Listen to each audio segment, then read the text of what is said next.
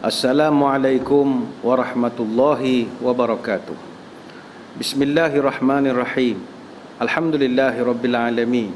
Wassalatu wassalamu ala asyrafil anbiya'i wal mursalin wa ala alihi wa sahbihi ajma'in. Allahumma barik lana fi Sya'ban wa ballighna Ramadan. Na'udzu bikalimatillahi tammati min syarri ma khalaq. Bismillahilladzi la yadurru ma'asmihi syai'un fil ardi wala fis sama' wa huwas samiul alim. Allahumma idfa 'anna al-waba' wal ghala' wal riba waz zina wal mihan wa su'al fitan ma zahara minha wa ma batan an baladina hadha Pahang Darul Ma'mur khasatan wa an sa'iril biladil muslimina 'amatan ya rabbal alamin. Nawaitu ta'alluma wa ta'lim wa tazakkura wa tazkir wa naf'a wal intifa' wal ifadah wal istifadah wal hatha ala tamassuki bi kitabillah wa sunnati rasulih wa du'a ilal huda wa dalalah alal khair ibtigha'a wajhillah wa mardatihi wa qurbihi wa thawabihi lillahi ta'ala. Saudara, alhamdulillah, mudah-mudahan tuan-tuan, puan-puan, para penonton di mana saja siaran ini dapat diikuti, moga-moga kita semua berada dalam keadaan sihat wal afiat. Khususnya kepada semua bakal-bakal imam tarawih lantikan khas, kita mengalu-alukan kerana sudi bergabung dengan kita pada kesempatan kali ini.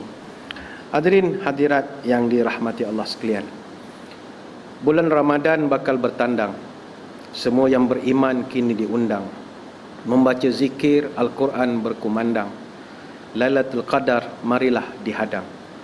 Lailatul Qadar ada cirinya, bumi pun senyap, tiada anginnya. Haiwan tumbuhan bisu suaranya, seakan berhenti semua geraknya. Sungguh beruntung mereka yang dapat menjadi kurnia berlipat-lipat kepada Allah semakin dekat. Itulah buah amalan yang berkat. Syukur kehadrat ilahi, hari ini kita dah pun memasuki 28 Sya'ban tahun 1441. Ini bermakna lusa insya-Allah kita semua akan bertemu dengan Ramadan Al-Mubarak. Banyak daripada amalan-amalan yang kita amalkan sepanjang tempoh kawalan pergerakan ini, PKP ini, yang kita akan bawa budaya itu ke bulan Ramadan Al-Mubarak. Saya ingat face mask itu pun, topeng muka tu elok bulan Ramadan pun pakai juga siang hari. Nak mengelak bukan nyuak makanan, nak mengelak cakap benda tak senonoh, elok pakai sajalah walaupun di rumah. Saya percaya dalam sehari dua ini kita akan dapat banyak mesej WhatsApp daripada kawan-kawan kita, sahabat taulan kita yang akan mengucapkan selamat menyambut Ramadan yang berbagai-bagai bentuk ucapannya. Teringat saya pernah menerima satu teks mesej daripada kawan-kawan, ada yang begitu menarik sekali, kata mereka, Assalamualaikum, nama saya Sya'ban. Saya ingin mengingatkan anda bahawa jiran saya iaitu Ramadan akan datang mengunjungi anda tak lama lagi bersama dengan isterinya iaitu Rezeki dan kedua-dua anaknya iaitu Sahur dan Berbuka. Mereka akan ditemani oleh ketiga-tiga cucu mereka iaitu Rahmat, Berkat dan Keampunan. Mereka akan pulang selepas 30 hari dengan menaiki pesawat penerbangan Idul Fitri Airlines. Hargailah mereka dan anda akan mendapat berkat. Begitu cepat masa berlalu, tanpa kita sedari, Ramadan sudah semakin hampir dengan kita. Dan Ramadan ini begitu istimewa, sebab Ramadan ni adalah raja segala bulan. Bila sebut dia raja, dia memang prominent. Kehadiran Ramadan ini memang macam raja. Sebab itu bila nak puasa, bila nak menyambut Ramadan, semua mufti-mufti di Malaysia ini kena naik bukit. Ada yang naik bukit, ada yang panjat menara, macam-macam. Apa sebab? Nak menanti kedatangan dia. Macam kita di Kuantan, kita di Bukit Pelindung, tengok kedatangan anak bulan. Kalau di Kuala Lumpur, Menara Kuala Lumpur, dan begitulah seterusnya. Sebagai nak menunjukkan Ramadan ini, kedatangannya itu pun disambut luar biasa sekali. Dan bila dah dapat satu keputusan, Ramadan ini nanti akan diisytiharkan. Siapa yang akan mengisytiharkan? Dalam berita TV3, TV1? Tidak. Yang mengisytiharkan Ramadan adalah the keeper of the ruler seal, penyimpan moho besar raja-raja. Sebab dia raja segala bulan. Yang mengisytiharnya pun adalah penyimpan moho besar raja-raja.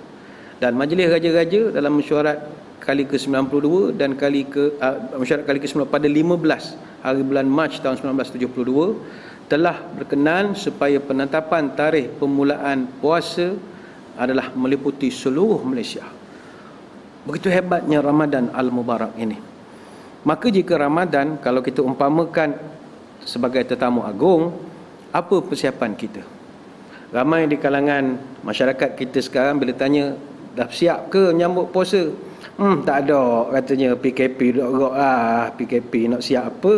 Jangan. Sikap kita yang sepatutnya, bila dah Ramadan semakin dekat, mesti mau bergembira dan mesti ada rasa syukur kerana dapat bertemu dengan bulan Ramadan. Walau betapa pun kita sedang menghadapi suasana sekarang ini.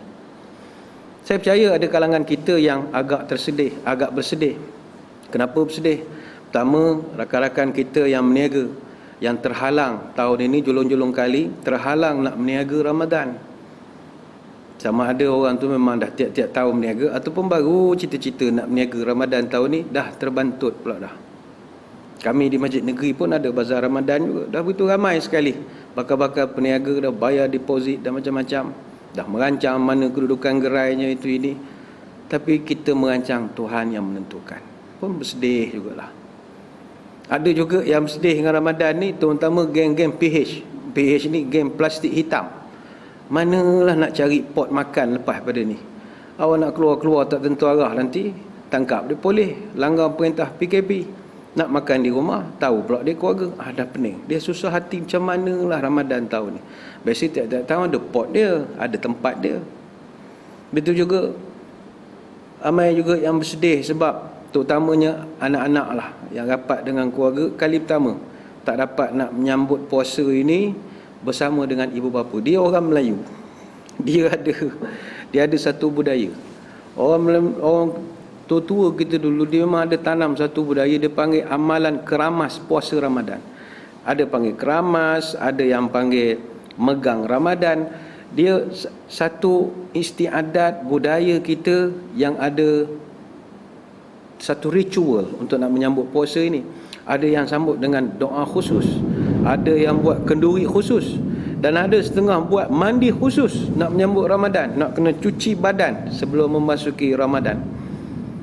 Kalau orang sebelah Aceh panggil megang puasa, dia buat kenduri misi dengan keluarga untuk puasa pertama. Kalau orang Jambir dia buat selamatan, dia panggil enam panen. Ada ritual khusus. Tapi tak dapatlah tahun ni, tak boleh rentas negeri, tak boleh rentas daerah, banyak roadblock. Kuala Lumpur, Kuantan saja 5 roadblock, mana nak melanggar. Ada juga yang sedih kerana tahun ini bagi mereka Ramadan dah tidak ada Ramadan vibes. Suasana Ramadan tu tak ada. Dia Ramadan ni dia ada satu mood Ramadan yang payah nak dapat pada bulan lain. Pertama, mood bazar lah, bazar Ramadan. Walaupun hari bukan bulan puasa, kita ada pasar malam, ada pasar tani, dia lain dengan bazar Ramadan. Mana start pukul 4, pukul 3, pukul 4 tu, macam umpama kami lah di Masjid Negeri, depan kami ni memang pot orang buka puasa, pada MPK ni, penuh. Jadi kami memang tiap-tiap tahun, start daripada asar tu, bau kambing bakar, ayam bakar, ikan, benda bakar-bakar ni dah semua bawa. Dia ada satu vibes dia, suasana itu. Tapi tahun ni memang tak ada lah. Begitu juga dengan suasana tarawih di masjid. Walaupun tarawih tak adalah rajin sangat, semayang rakaat belakang je, tapi keseronokan itu ada. Dan ada orang dia seronok Ramadan, suka jam punya tu, suka juga. Balik pejabat pukul 4.30, pukul 5, nak menyampai ke rumah tu jam, suka. Tapi semua ini hanya tinggal kenangan. Tahun ini, kalau kita tamat 28 April, maknanya kita ada 6 hari, kita akan berpuasa dalam keadaan ber-PKP. Sebenarnya, saudara, kita banyak bersedih kerana kehilangan tradisi, bukan kehilangan amal ibadah. Yang banyak hilang daripada Ramadan ini kerana PKP adalah adat kita. Dari segi ibadah masih ada. Itulah masalah orang Melayu dengan adat ni, tak boleh lari. Lebat daun si bunga tanjung, berbau harum bunga cempaka, adat dijaga, pusaka dijunjung, baru terpelihara adat pusaka. Gadis Aceh berhati gundah, menanti teruna menghulur tepak. gula manis sirih menyembah, adat dijunjung, dipinggirkan tidak. Baik itu bagi orang Melayu, Ramadan ni dia dah jadi adat. Dia kan orang Melayu, dia punya dalam konteks adat kita pecah pada 3. Pertama, ada unsur ibadah di dalam adat. Yang kedua, ada unsur adat dalam ibadat. Yang ketiga, ada adat yang dimanifestasikan oleh ibadah. Apa makna? Pertama, ada unsur ibadat dalam adat. Adat orang Melayu, dia bangsa dia suka raih orang, penyayang. Dia jumpa bersalam, berpeluk, soalan pertama tanya dah makan ke belum. Orang kita memang suka jamu orang, suka meraihkan orang. Jadi cara untuk meraihkan orang, kita buat kenduri ataupun buat jamuan. Jadi kita suka buat kenduri. Dan dalam kenduri itu, kita tak adalah buat kosong saja main makan saja ramai, tidak. Kita masukkan ada ritual berdoa, ada zikir, ada bacaan Yasin, ada baca kitab berzanji dan macam-macam lagi untuk nak melengkapkan atau memaniskan adat kita yang suka menjamu orang ini. Itu satu. Ada pula unsur adat dalam ibadat. Contohnya khatam Quran. Dia mustahak tadarus. Tadarus tu yang mustahak. Amalan sepanjang Ramadan kalau ikut sunnah, tadarus Quran. Khatam Quran itu adat saja. Sebab orang kita kalau khatam, bukannya khatam macam orang lain baca Quran saja, tak. Khatam kita ada makan, ada kenduri, ada majlis lah, ada khatam ni, panggil orang buat video lagi, khatam. Kalau nak kira begitu, Imam Syafi'i yang khatam Quran berpuluh kali bulan Ramadan, letih nak buat pulut kuning. Tak. Adat kita ada majlis khatam Quran. Macam kita di masjid negeri ni pun, memang setiap kumpulan-kumpulan yang buat tadarus ada khatam dia, ada buat majlis dia, buat makan lagi, iftar jam'i.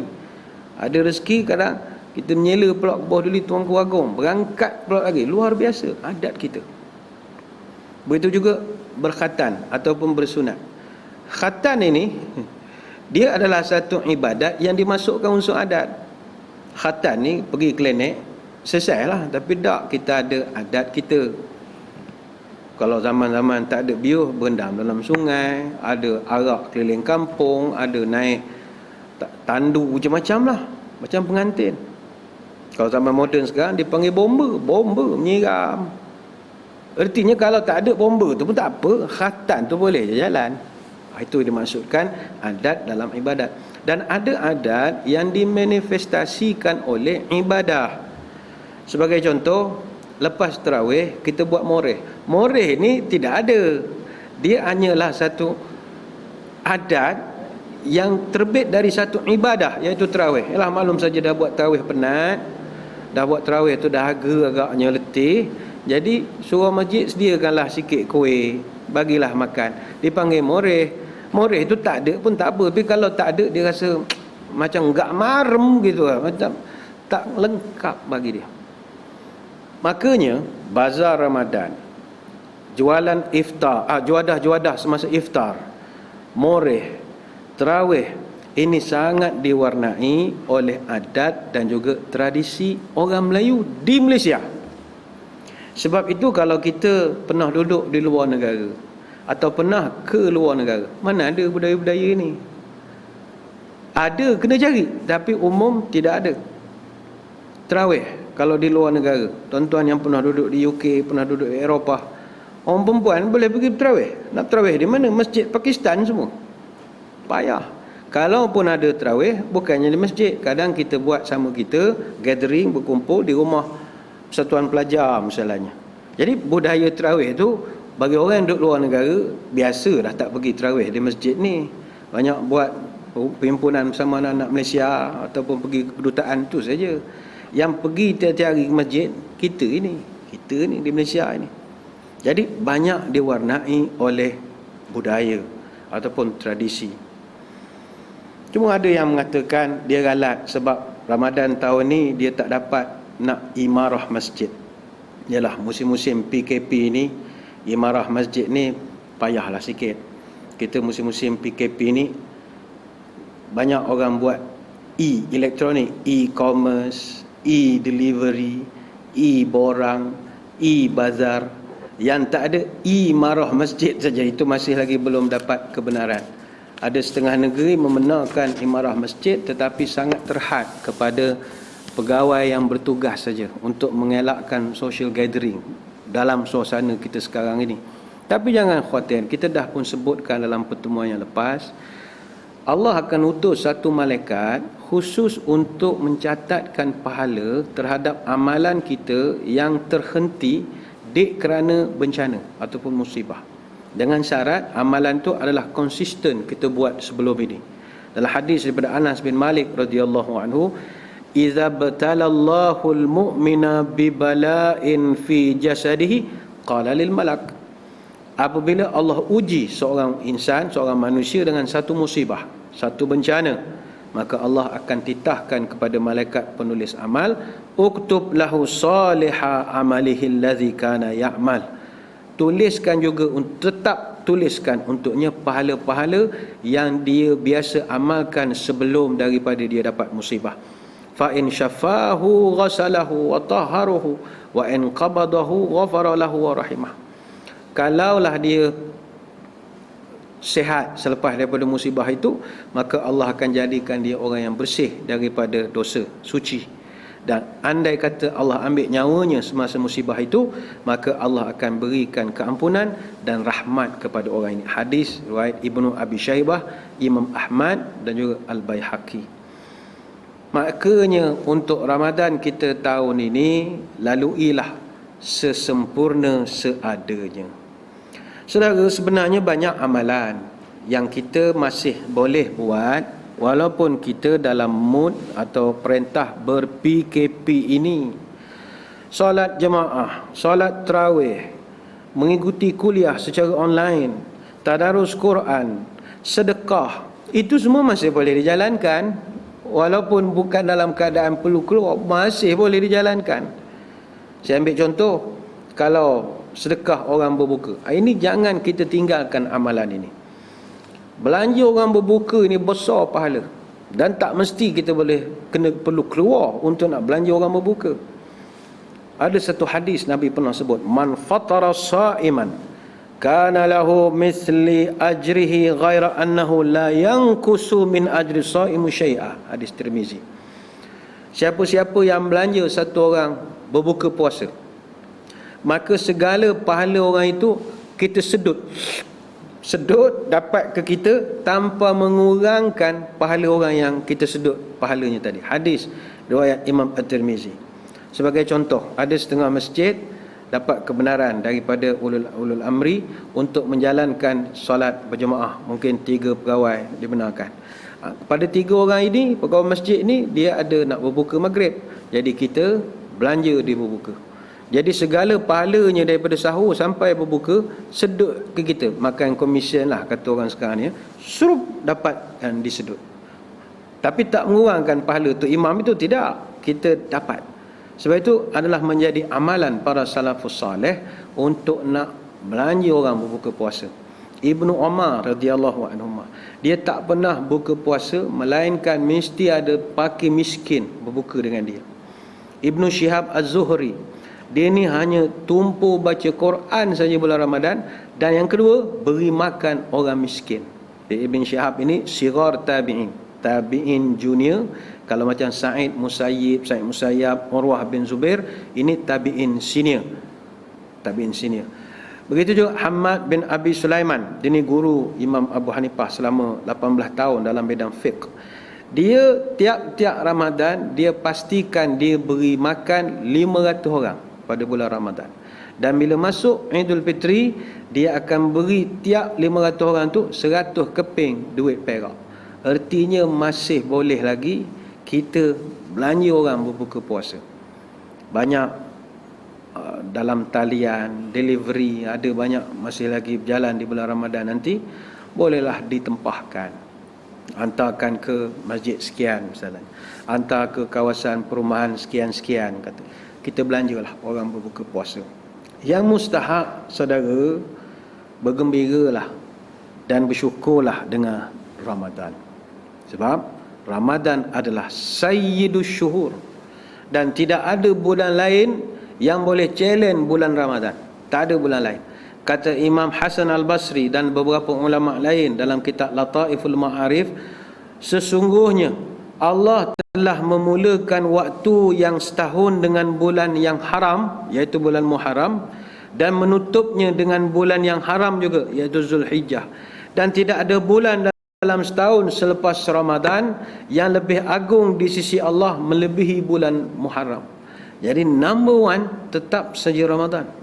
Number one, champion, dia raja segala bulan. Mesti gembira. Dan bergembira menyambut Ramadan adalah salah satu tanda keimanan. Di Ramadan ni adalah kurniaan daripada Allah kepada kita, dan tak semua orang dapat kurniaan ini. Dan dalam Quran Allah Ta'ala menitahkan seorang Muslim mesti dituntut bergembira dengan setiap kurniaan Allah. Qul bifadlillahi wa birahmatihi fabidzalika falyafrahu wa khairum ma yajma'un. Allah Ta'ala menyebut dalam surah Yunus ayat 58. Katakanlah, dengan kurniaan Allah dan rahmatnya, maka hendaklah kamu bergembira. Sesungguhnya kurniaan dan rahmat Allah itu adalah lebih baik daripada apa yang mereka kumpulkan. Surah Yunus ayat 58. Sebab itu para ulama dan juga salafus soleh, mereka sangat merindukan dan begitu mendambakan Ramadan. Dan mereka sangat berbahagia bila Ramadan itu semakin dekat. Kata Ibn Rajab Al-Hambali, qala ba'du salaf kanu yad'una Allah sittata ashhuri an yuballighahum syahra Ramadan, thumma yad'una Allah sittata ashhurin ay yataqabbalhu minhum.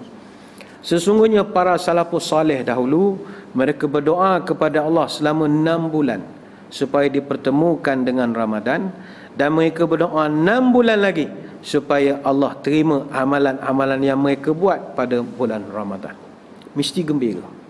Saudara, kita gembira dengan Ramadan, pertama sekali gembira kerana banyaknya kemuliaan, banyaknya keutamaan, banyaknya keberkatan pada bulan ini, dan kelazatan beribadah kepada Allah. Ada satu hadis Nabi menyebut, qad ja'akum Ramadan syahrun mubarakun iftaradallahu alaikum siyamahu tuftahu fihi abwabul jannah wa tughlaqu fihi abwabul jahim wa tughallu fihi syayatin fi lailatun khairun min alfi syahr man hurima khairaha faqad hurima. Telah datang kepada kamu Ramadan, bulan yang diberkati. Allah mewajibkan kamu berpuasa pada Ramadan. Pintu-pintu syurga dibuka pada bulan ini, pintu-pintu neraka pula ditutup. Syaitan-syaitan dibelenggu. Di dalamnya terdapat satu malam yang lebih baik dibandingkan dengan 1000 bulan. Siapa yang dihalangi dari melakukan kebaikan, maka sesungguhnya dia benar-benar telah terhalang. Hadis riwayat Imam Ahmad. Para ulama menjelaskan bahawa hadis ini menunjukkan kita mesti gembira dengan datangnya bulan Ramadan. Kata Ibn Rajab Al-Hambali, kaifa la yubashshirul mu'min bi fathi abwabil jinan, kaifa la yubashshirul muznibu bi ghalqi abwabil niran, kaifa la yubashshirul aqil bi waqti yughallu fihi syaitan, min aina yujibu hadha zamanun zamanun. Bagaimana mungkin seseorang itu tidak gembira bila diberi khabar bahawa pada bulan ini pintu syurga terbuka? Bagaimana mungkin seorang itu tidak gembira bila mendengar khabar bahawa pada bulan ini pintu neraka ditutup? Bagaimana mungkin seorang itu yang berakal tidak bergembira diberi khabar bahawa pada bulan ini syaitan-syaitan dibelenggu? Dan di sisi manakah ada satu waktu yang boleh menyamai waktu pada bulan Ramadan? Tidak ada, kata Ibn Rajab Al-Hambali rahimahullah. Jadi ini yang pertama. Yang kedua, saudara, buatlah persiapan dari segi diri kita dan keluarga kita dalam nak menyambut Ramadan ini. Persiapkan diri. Tanda orang beriman, kata Imam Abu Bakar Az-Zur'i, at-tahawun bil amri idza hadara waktu. Tanda orang beriman ni sentiasa kan ibadah. Bagi contoh, orang kalau imannya tinggi, dia nak semayang, dia dah prepare. Maknanya kalau dia nak sembahyang Zuhur 1 lebih, pukul 12 tu dia dah standby. Kain plekatnya, kopiahnya di mana, dia dah siap semua. Telekom, kana, dia dah prepare. Ini tanda orang beriman. Baik itu kata Sufyan bin Uyainah, jangan kamu seperti hamba yang belagak, tidak datang ibadah kecuali dipanggil, maka bersiaplah sebelum dilaungkan azan. Oh, itu kata Sufyan bin Uyainah. Dan juga Sa'id bin Musaib, dia juga selama 40 tahun kalau semayang dia mesti siap sebelum azan. Kita kan kalau dah azan baru masuk bilik air, ambil wuduk semua. Para salafus saleh sebelum azan tu siaplah, tanda orang beriman. Sama juga haji, orang yang tinggi iman dia dah buat persiapan. Mana ni belum masuk Ramadan, dia doa mudah-mudahan haji boleh pergi. Misalnya contohlah ada keajaiban boleh pergi haji, jadi dia dah siap daripada sekarang. Sama juga puasa, orang yang beriman dia dah siap dirinya untuk menyambut puasa. Persiapan apa yang nak kita buat? Pertama sekali dalam konteks Ramadan di rumah ini adalah persiapan keluarga kita. Tahun ni alhamdulillah Allah izinkan kita berkumpul bersama dengan seluruh keluarga kita. Bukan senang, biasa anak duduk asrama, biasanya begitu. Kali ni dapat sama duduk bulan Ramadan ini. Ada masanya keluarga dapat, bapa tak ada, sibuk mengikut berbuka di sana, buka di sini. Orang kerja-kerjaan kan banyak buka di luar, majlis sana, majlis sini, dengan menteri, dengan yang berhormat, benda tu, ngirim tuanku, ada saja program-programnya. Tapi tahun ini alhamdulillah kita boleh berkumpul bersama keluarga. Justru kita ajak semua berpuasa sama, termasuklah anak-anak kita.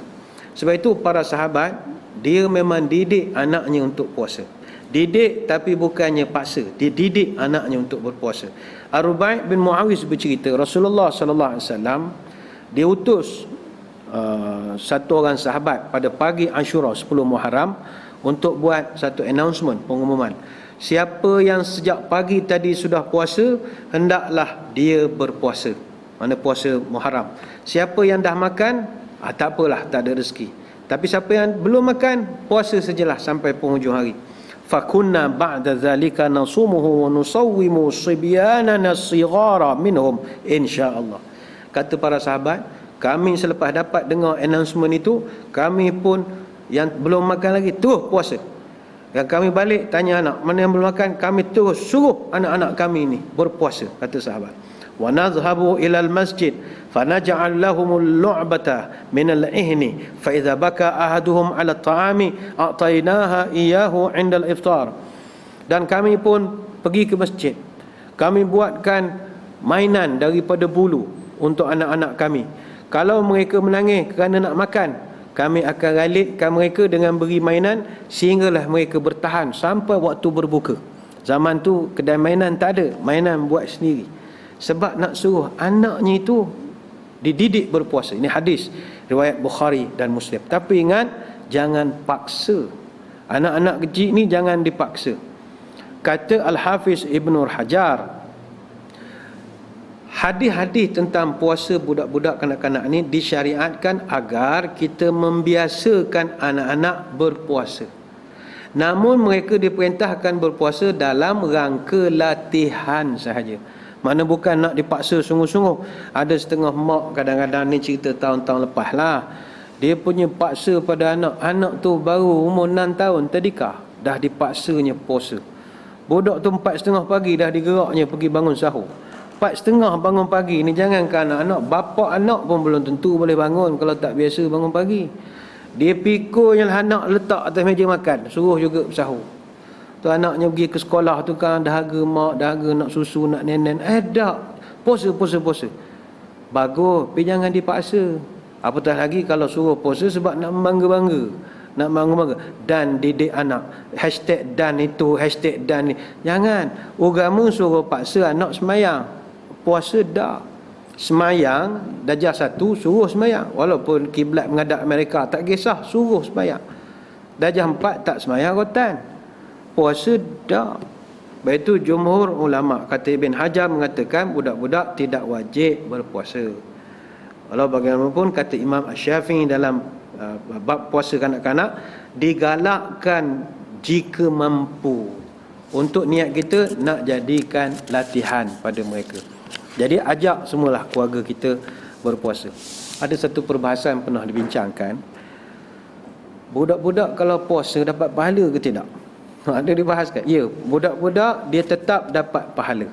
Dalam At-Tamhid, Ibnu Abdul Bar dibawakan satu riwayat daripada Abu Aliyah, daripada Umar Al-Khattab radhiyallahu an, yuktabu lis-saghiri hasanatuhu wala taktuba alaihi sayyiatuhu. Perbuatan atau amalan baik yang dilakukan oleh budak-budak atau anak kecil dicatatkan oleh Allah. Adapun perbuatan dosanya itu tidak direkodkan. Ini ada rekod dalam kitab At-Tamhid. Jadi caranya pertama, jomlah kita hari ini, kita ada 2 hari lagi sebelum Ramadan. Fasa yang pertama, kita dah boleh didik keluarga kita mengenal puasa menerusi penceritaan.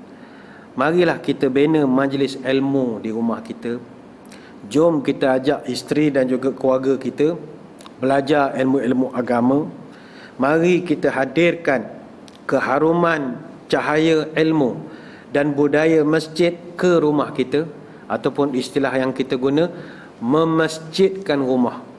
Setiap budaya dalam masjid kita bawa balik ke rumah kita. Di masjid budaya kebersihan, budaya keharuman, budaya menepati waktu sembahyang, budaya ilmu, budaya infak. Semua budaya ini, sebab PKP tak boleh dah nak buat, kita tarik bawa ke rumah kita.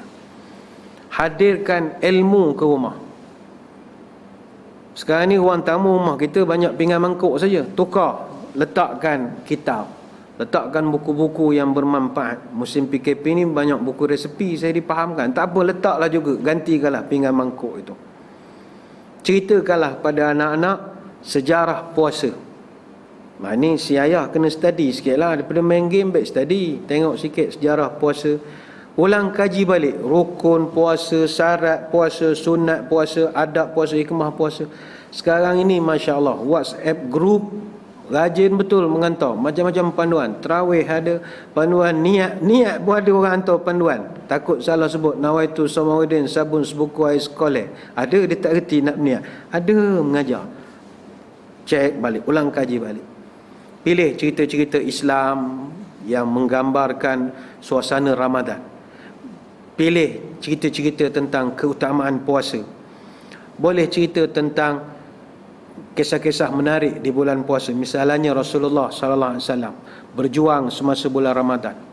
Ataupun tuan-tuan boleh karang sendiri cerita yang ada hubungan dengan puasa. Contoh cerita pengalaman ketika zaman kita kenik dulu, budak-budak kita berpuasa. Zaman abah dulu tak ada peti air, ceritalah. Zaman abah dulu tak ada peti air, beli air batu dekat kedai, air batu setongkoh besar, bukannya cube macam sekarang. Cerita pada anak, air batu balut pula dengan abuk kayu. Ceritakan pada anak-anak pengalaman masa kecil. Radio waktu sahur ada laku amanah saham nasional, suka cerita pada anak-anak. Itu fasa pertama. Fasa yang kedua, sehari sebelum Ramadan, esoklah elok kita amalkan fasa membangunkan suasana di rumah kita. Ubah susunan rumah kita, siapkan satu ruang khusus untuk melakukan solat jemaah dan tadarus Quran. Yang ni Alhamdulillah kita dah 35 hari PKP. Saya ingat ramai dah keluarga yang dah ada ruang khusus untuk melaksanakan solat jemaah bersama keluarga. Tahniah kita ucapkan, dah ada surau dah di rumah. Jadi buatkan satu, yang belum buat tak apa, buatkan satu ruang dalam kawasan rumah kita. Kau ada yang marah rumah-rumah kecil, ustaz, hak tu lah ada. Hak tu mana ada je lah, buat kawasan rumah kita. Tahun ini insya-Allah kita solat bulan Ramadan ni di rumah belaka. Tapi don't worry, jangan risau, fadilatnya tetap ada insya-Allah. Tetapi fadilat jemaah di masjid tu tak dapat. Di masjid ni kod mana pun dia punya fadilat lebih tinggi. Itu lebih tinggi. Kata Imam Al-Qurtubi, berjemaah di masjid dengan berjemaah di rumah, bilangan markah sama 27, tapi nilai tak sama. Mana 27 tu sama. Contohnya RM10 dengan 10 Singapura dolar lain. Walaupun 10 nilainya lain. Itu juga sekilo beras dengan sekilo emas, itu tidak sama. Artinya semayang berjemaah 27, tapi 27 yang berbeza. Tapi tak ada masalah. Yang penting kita dirikan semayang berjemaah di rumah. Kemudian ajaklah anak-anak untuk hias rumah kita, ruang-ruang yang ada di kawasan rumah kita dengan tulisan-tulisan khat, kaligrafi. Kita tulislah niat puasa. Tulis besar-besar, jangan tulis rumi. Dalam internet boleh cari niat puasa, printkan besar-besar. Printer tak ada color, tak apalah, tulis, tiru saja. Tampalkan pada peti air, di dapur ke di mana-mana ruang makan. Jadi anak-anak ada panduan. Oh, nawaitu saumagodin. Baca saja niat, nak menghidupkan suasana. Begitu juga, saya ingat sehari dua ni sebelum Ramadan, kita punya PlayStation dekat rumah tu boleh dah simpan, pakat-pakat simpan lah, simpan dalam kotak, masuk bawah katil, bukan suruh buang, tak, simpan lah. Setengah orang televisyen simpan. Ada kenalan, saya tak sebutlah namanya. Dia bila masuk saja bulan Ramadan, kawan saya ni doktor perubatan. Masuk saja bulan Ramadan, sehari dua macam kita ni, TV rumah dia semua dia ambil masuk kotak. Rumah dia ada 3 TV. Dia ambil masuk kotak, simpan dalam stor. Dia kata anaknya umur 6 tahun. Bila saja masuk je puasa, dia tahu dah kalau ayah dia nak puasa akan simpan TV. Dia pun pura-pura pensan, menggelitik atas lantai. Budak kan tengok kartun lah, tengok macam-macam, pin-pin, boy-boy macam-macam. Menggelitik dah. Kawan saya ni doktor perubatan, dia pun bawa beg dah. Mana budak pensan, cocok ke saya, terus bangun anak. Dah mungkin kita tak adalah sampai peringkat itu, tapi nak menggambarkan ada orang dia wujudkan suasana di rumah dia, wujudkan suasana istimewa sedikit. Saya ingat kita ni mungkin tak sorok TV, tapi kurang-kuranglah menengok TV bulan puasa ini. Nak bagi tuan-tuan sepanjang PKP ni dah sebulan lebih melayan Netflix hari-hari. La ilaha illallah, luar biasa sekali. Bayangkan cerita Money Heist tu, khatam berapa episod tu, daripada awal sampai lah bab profesor nak kena tembak, semua dia tengok semua. Tapi bulan Ramadan ni tak payahlah nak Netflix bukan tak boleh. Takut kalau ada keluar babak-babak yang pelik-pelik, kau orang bercium orang apa ke. Jadi dosa kering saja, rugi. Nak menceritakan rugi, bukan cerita batal puasa, tidak. Rugi. Itu ada setengah orang dia sorok terus TV dia. Ataupun TV ada remote dia simpan. Nak mewujudkan suasana. Dan bolehlah kita pakat gotong royong menghiaskan bilik tidur anak-anak kita dengan tulisan-tulisan hadis, kata-kata semangat, memberi mereka galakan untuk nak berpuasa pada bulan Ramadan.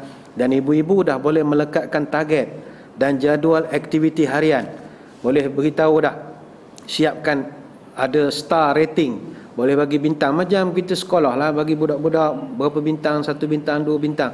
Setiap perancangan yang dicapai oleh anak-anak ada dapat star 1. Tepekkan, tampalkan pada dinding. Anak sulung berjaya hafal Al-Mulk Tabarakallazi berapa ayat, bagi 1 star. Adik dia rasa nak kejar kakak, dia akan mewujudkan suasana ini. Itu pertama. Yang kedua, fasa persiapan fizikal. Dah sampai masanya kita, ibu-ibu khususnya, menyusun menu-menu dengan gizi yang seimbang untuk anak-anak kita puasa. Hari ini dengan esok dah boleh latih pola makan kita daripada 3 kali sehari menjadi 2 kali saja. Boleh dah berlatih. Sebab kita pola makan Ramadan ini 2 kali saja. Sahur dengan berbuka. Yang lepas buka nak nyampai ke sahur, tu cerita lain lah, nak mengunyah kuih-kuih macam-macam. Tapi umumnya kita ada 2 kali makan saja sehari. Sebab itu ibu-ibu ramai suka bulan Ramadan ni, sebab tak payah mikir siang nak masak apa dah. Ni kan PKP pening kepala, macam-macam nak kena rancang. Kalah chef hotel punya, hari ni masak apa, dessert apa. Bulan Ramadan dia rehatlah sikit. Tapi kita dah boleh merancang pula apakah menu untuk berbuka. Alhamdulillah banyak masa kita di rumah. Yang ketiga, fasa malam Ramadan, iaitu malam esok kita dah boleh standby, prepare tentang juadah sahur kita. Pada ibu-ibu, puan-puan, jangan tak bangun sahur pula. Walaupun tak boleh puasa, jangan tak bangun sahur. Dia kalau mak tak bangun sahur, satu keluarga tak sahur. Itu pula masalahnya. Jadi bangunlah sahur. Siapkan menu makanan kegemaran. Sebab ni first day Ramadan, anak-anak kita yang kita nak train berpuasa ini, berikan mereka sedikit suntikan semangat dengan menyediakan makanan kegemaran masing-masing. Yalah, anak-anak sekarang bukannya reti makan nasi dengan kita, nasi telur kicap tak pandai dah. Spaghetti carbonara, macaroni and cheese, nak makan pancake, nak makan ayam goreng, nak makan pizza. Tak apalah, untuk nak beri galakan saja pada mereka. Dan biar anak-anak kita ini makan di akhir waktu sahur. Maknanya sebelum azan tu bagilah dia makan. Jangan 4:30 dah ngajak sian ke dia. Dan awal-awal puasa hari Jumaat Sabtu nanti, janganlah tunggu sampai maghrib. Kalau dia pukul 12, mak lapar, makan je lah setengah hari. Sebab niat kita adalah berlatih, nak latih pada mereka. Kemudian sediakanlah makanan. Jangan lupa makanan yang ikut sunnah. Kena ada juga makanan-makanan yang ikut sunnah. Sebab sahur ni dia ada barakah dia. Dan lebih berkat lagi kalau makanan yang kita makan itu sama dengan makanan yang digemari oleh Nabi SAW. Makanan apa yang terbaik untuk kita makan sahur? Dia sepatutnya bukannya sahur, kita sebut suhur. Sahur ni perbuatan bangun sebelum fajar untuk makan tu dia panggil sahur. Benda makanan tu dia panggil sahur tu makanan yang dihidang. Bangun tu dia panggil suhur. Lantaklah sahur ke suhur yang dibangun sudah. Jadi yang terbaik kata Nabi, ni'mas sahurul mu'min tamru. Hadis Abu Daud. Makanan terbaik untuk sahur adalah tamar. Tamar kena ada di rumah. Tak macam tahun lepas banyak dapat sedekah orang bagi, tahun ni tak ada yang keluar. Tak apalah, belilah dulu online mana yang patut. Tamar ni kurma kering.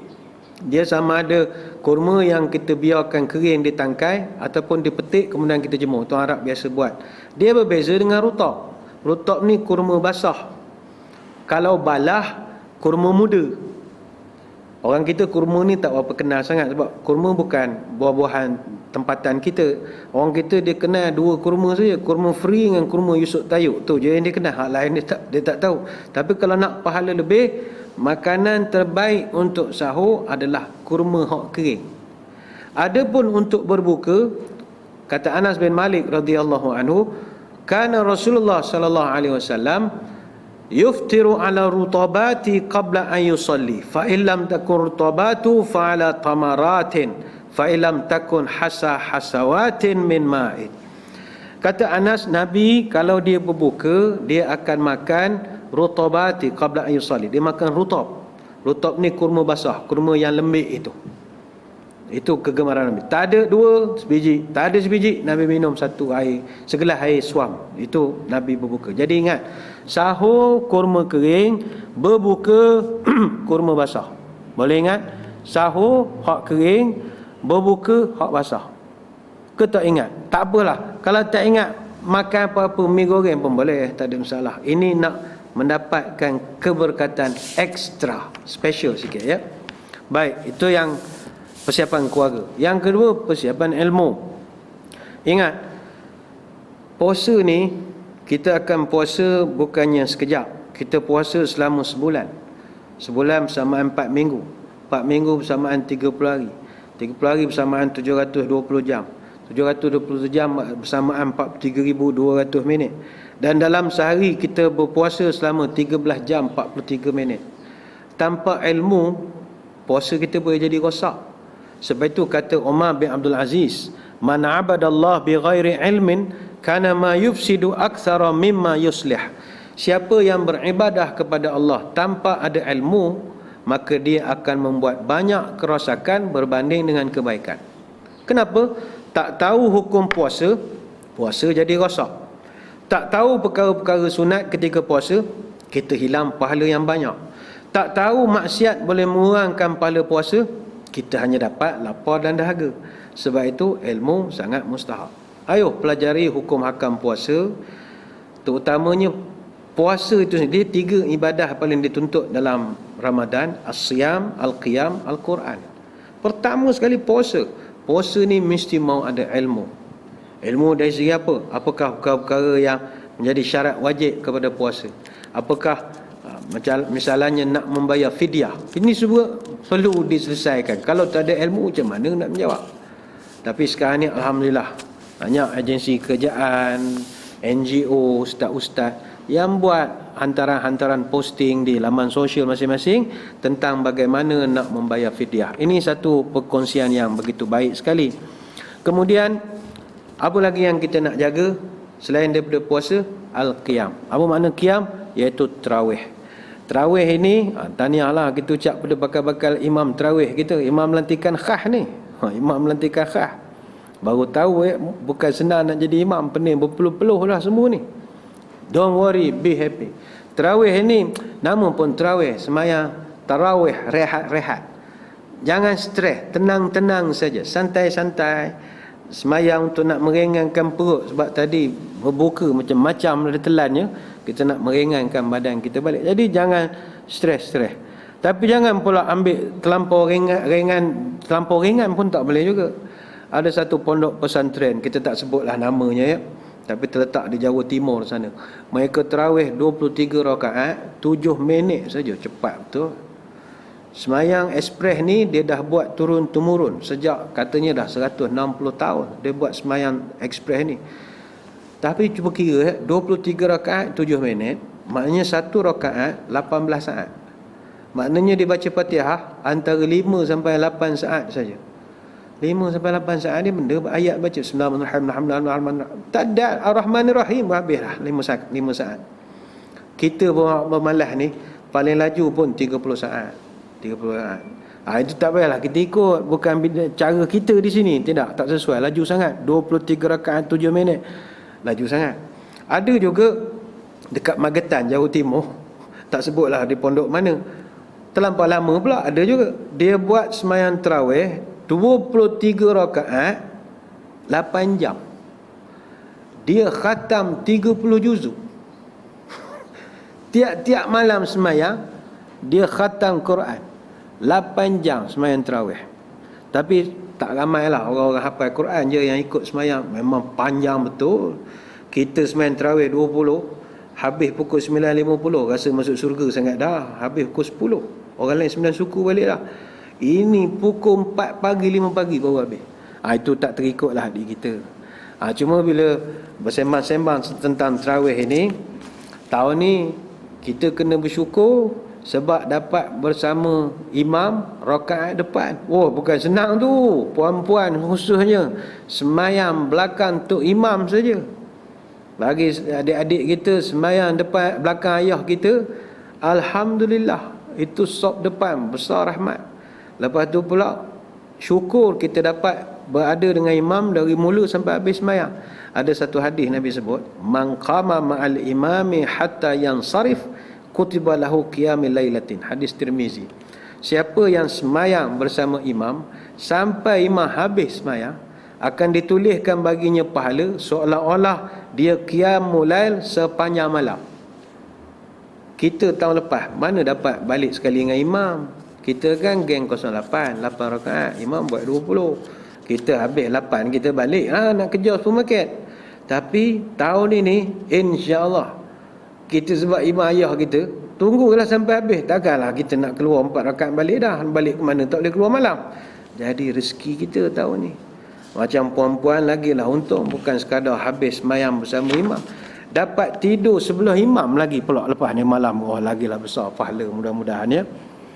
Cuma sekali lagi, ramai di kalangan bakal-bakal imam tarawih ni susah hati sikit. Allah Ustaz, saya ni nak baca apa semayang tarawih, semayang fardu tahan lagi sikit. Tapi kalau tarawih ni minta tiap malam 8 rakaat, nak baca surah apa tak reti. Jangan susah hati sangatlah. Dia susah hati tu sebab dia takut kutuk dia makmum belakang. Makmum semua juri-juri AF semua asyik komen kerja. Qul Allah manjang malam, qul Allah. Puan-puan, jangan kutuk imam baca qul Allah. Jangan kutuk. Qul Allah ini don't play. Ada satu hadis riwayat Imam Ahmad, man qara'a qul huwallahu ahad hatta yakhtimaha 10 maratin banallahu lahu qasran fil jannah. Siapa-siapa yang baca sehari ayat Allah qul huwallahu ahad 10 kali sehari, Allah bina untuk dia satu istana dalam surga. Istana, qasran fil jannah, bukan rumah, istana dalam surga. Umar Al-Khattab, faqala Umar, dia rasa tak berapa setuju sangat. Izan astaksir ya Rasulullah. Sudah. Ya Rasul, baca 10 dapat istana, kalau baca lebih mana pula? Dapat apa pula kalau baca lebih? Nabi pun jawab, Allahu aksar wa atyab. Apa masalahnya? Allah boleh beri lebih banyak dan lebih baik daripada itu. Hadis riwayat Imam Ahmad.